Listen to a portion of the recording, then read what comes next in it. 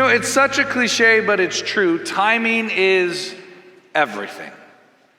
And you think about some of the greatest comedians of our era and how impeccable their timing is. And it explains why you can take the greatest joke in the world and put it in the hands of a 5-year-old, and it is painful because their timing is awful at 5 years old. Timing matters. And in the Bible, the timing matters just as much as it does in something like comedy. In fact, we might be surprised to learn that the timing is really, really important in scriptures.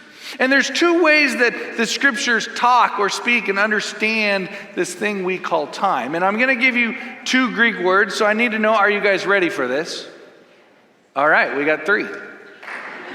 The rest of you just fill out that Growing Deeper survey on your phones. We'll be good. I'll bring you back in. So the first Greek word is chronos. Can you say that? There you go. Look at that. The second one is kairos. All right, so chronos means time, like clock time, right? It measures seconds and minutes and hours and days and months and years.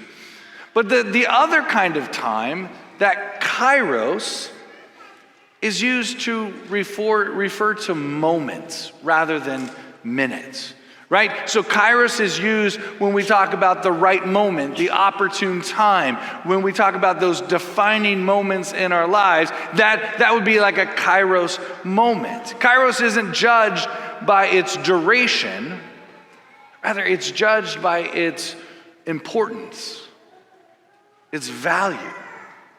Another way to think about it is that kairos is a divinely appointed time or moment. With our next hero of the Bible, Esther, timing is everything. When we're first introduced to Esther, she is living in Persia. And she's living there actually after the Babylonian exile. Again, timing is everything.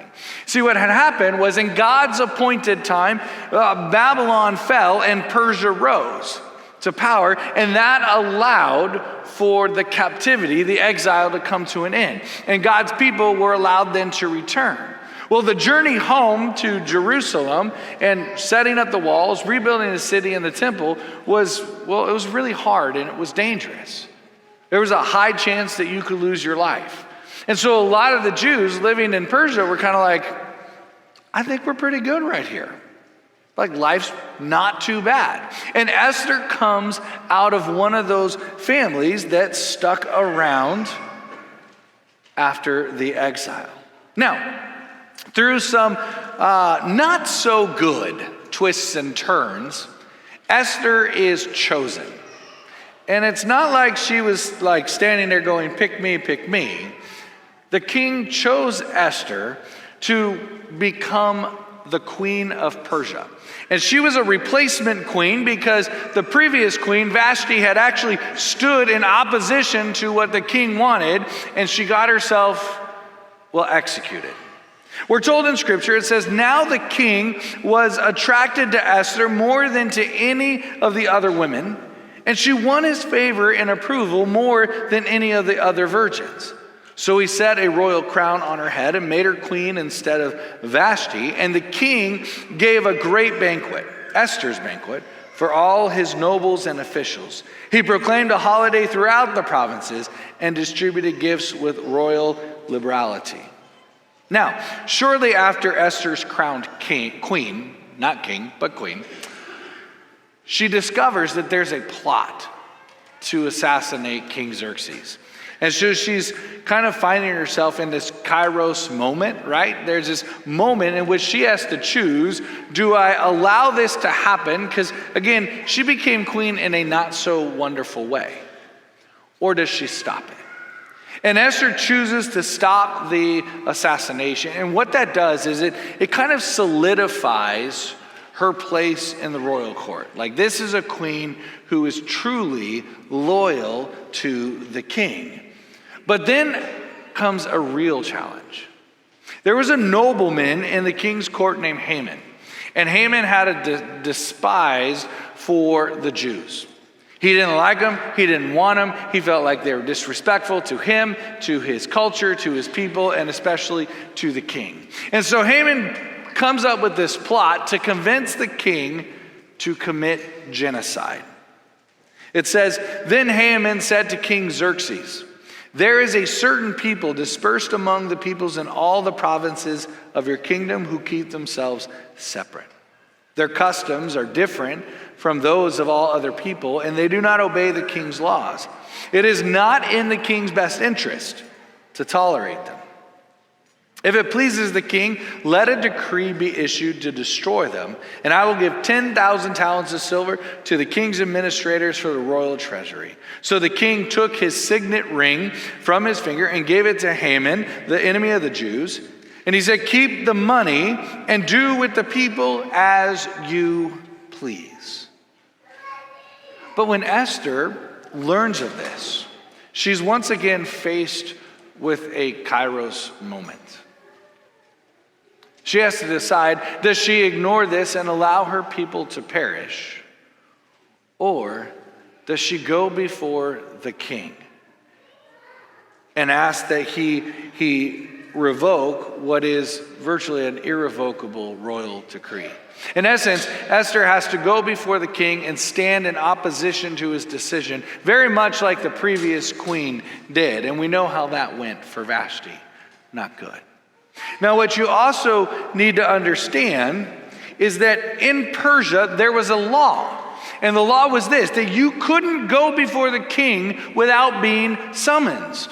And Esther sends word back to her cousin and to others that, look, I have already been summoned lately, and I'm not likely going to be called into his courts anytime soon. So I don't have a place to speak. I don't have a place to plead for my people. If I go, I'm breaking the law. And if the king doesn't accept you when you step into his court unannounced, you are virtually executed on the spot. Now, while Esther is wrestling with this, her cousin Mordecai, who raised her, sends word and challenges her. He says, "Do not think that because you are in the king's house, you alone of all the Jews will escape. For if you remain silent at this time, relief and deliverance for the Jews will arise from another place. But you and your father's family will perish. And who knows? But that you have come to your royal position for such a time as this." You see, timing is everything. Esther realizes this, that God has placed her at this appointed time, in this appointed place, to go before that king and intercede, to plead on behalf of her people. Now understand that this idea of interceding wasn't a foreign concept to the Jews. In fact, it was just the opposite. From the moment that God had called them to be his covenant people, God had established and raised up a high priest in their midst. So this idea of intercession was woven into the very fabric of their faith and life. And what this high priest would do was that he would, on behalf of all the people, like literally wearing kind of his high priestly robes and a chest plate that had all these gems in it that would represent all the 12 tribes of Israel. He would then intercede on behalf of all the people.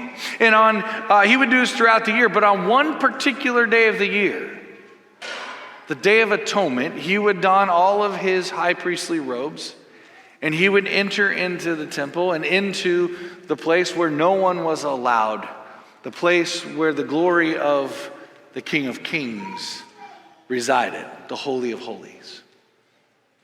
And the priest would bring with him a sacrifice, an offering for the sins of the people. And through this blood sacrifice on the Day of Atonement, the people would be offered and granted the forgiveness of their sins, the atonement for their sins.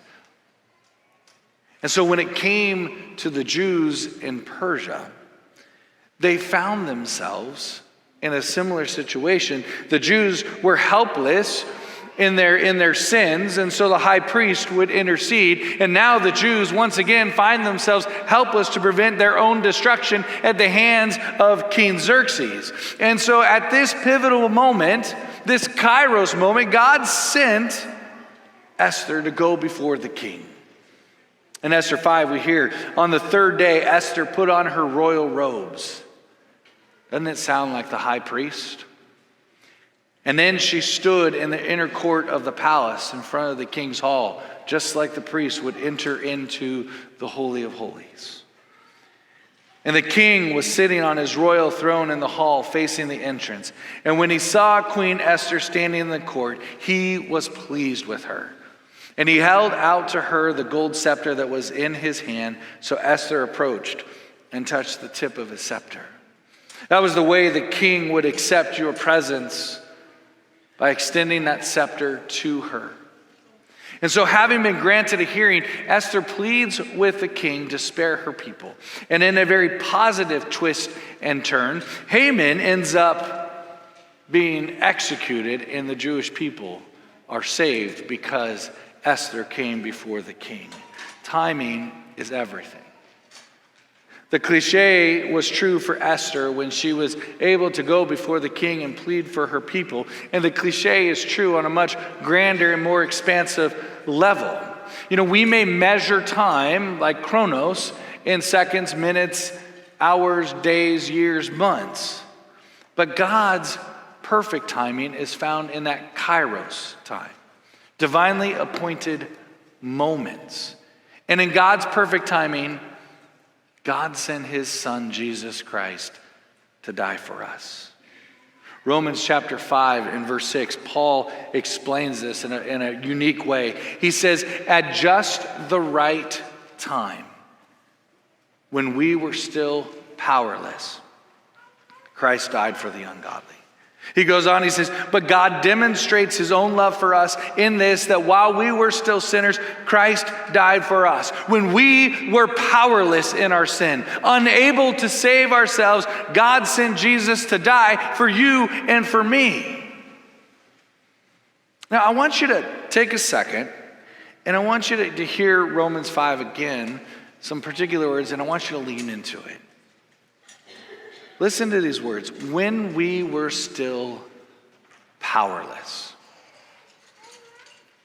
How many times in your life have you truly felt powerless? When I was in 5th grade, my aunt and uncle decided to take my brother and my cousin and I down to a place called Laguna Beach in Southern California. And it's a beach that's kind of known for lots of its rocky outcrops and things like that. And so we were going to go tide pooling. And this is where you go when the tide pulls out and it exposes all the rocks and crags and caves, and you get to see kind of like all these mini little water worlds. And so we got there like early afternoon as the tide had gone out, and we climbed out onto all these rocks. And man, it was amazing. It was just like mesmerizing to see all these little mini worlds. And so we were there for hours climbing through the caves and everything. And then as the afternoon began to stretch on, something suddenly changed. All of a sudden, we found ourselves surrounded by the ocean creeping back in. The waves had started coming in, and before we knew it, it was like starting to pound the rocks, and it was now like ankle deep, right? And so my aunt and uncle are like, come on, we got to get off the rocks, let's go. And I remember all of us scurrying, but to get up to the safety of the beach, there's this one pretty big rock, at least for a 5th grader, that we had to scale.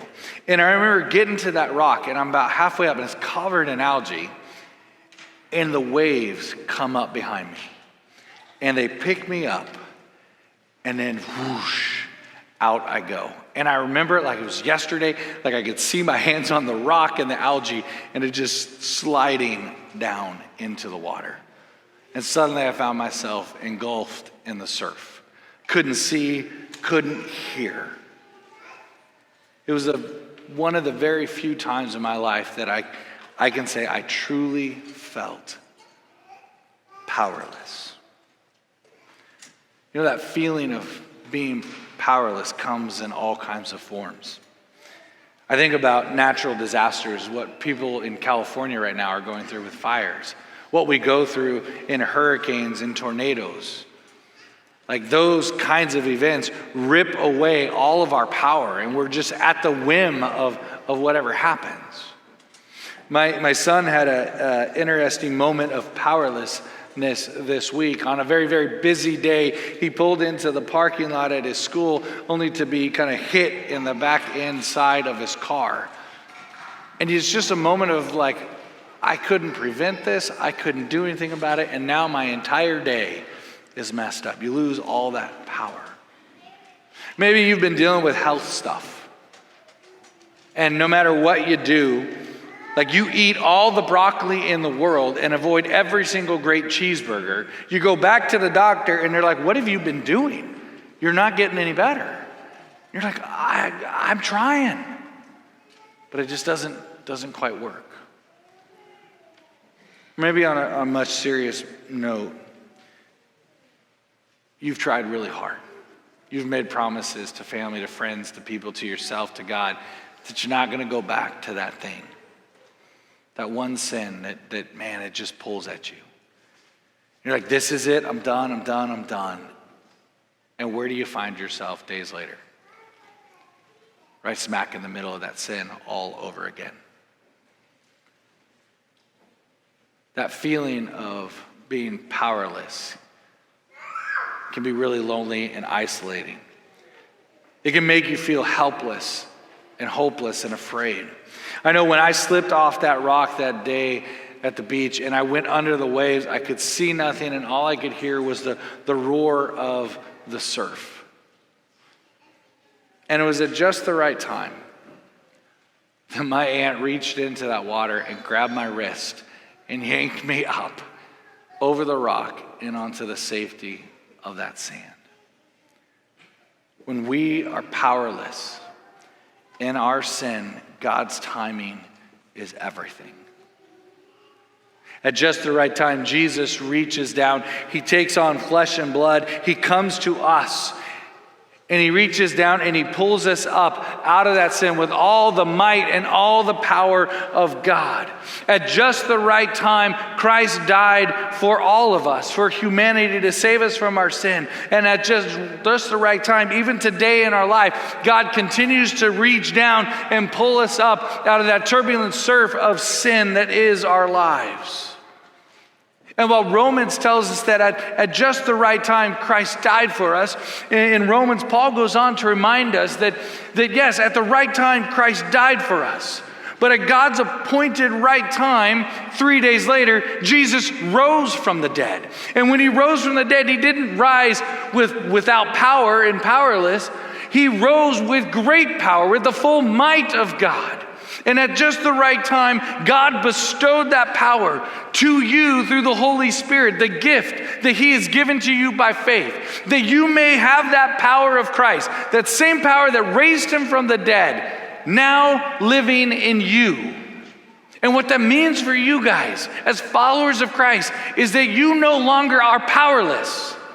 Rather, you have power, the power of God, of Christ living in you. And what that means is that because God has filled you with that power, just as he called Esther, he calls us at just the right time to go to the people in our lives who remain powerless, who remain stuck in sin, isolated, without help, without hope. He calls us in the power of his resurrection to go and share that love and grace and life of Christ with them. It may be a cliche that timing is everything, but it remains true, it is. And while we oftentimes think of time in seconds and minutes and days and hours, God sees moments, not minutes. And what we learned from Esther is that in God's appointed time, he accomplishes what he desires, namely the salvation of his people through his son, Jesus Christ. And he, in his appointed time, God sends us out, or he places people in our paths for such a time as that, so that we might reach that one person with the gospel and connect them to Jesus Christ, that they may come to know and experience the fullness of life in him. While we may measure time in minutes, God's kingdom is built around moments.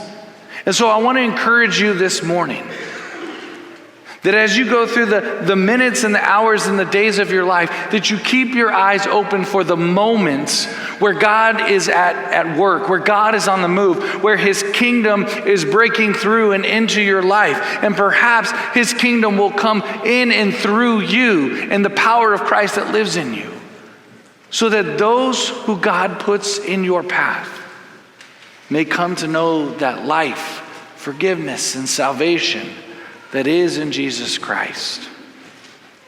For such a time as this moment, you are here and sent by God to bring that message of life to the world and to that one whom God has put in your life.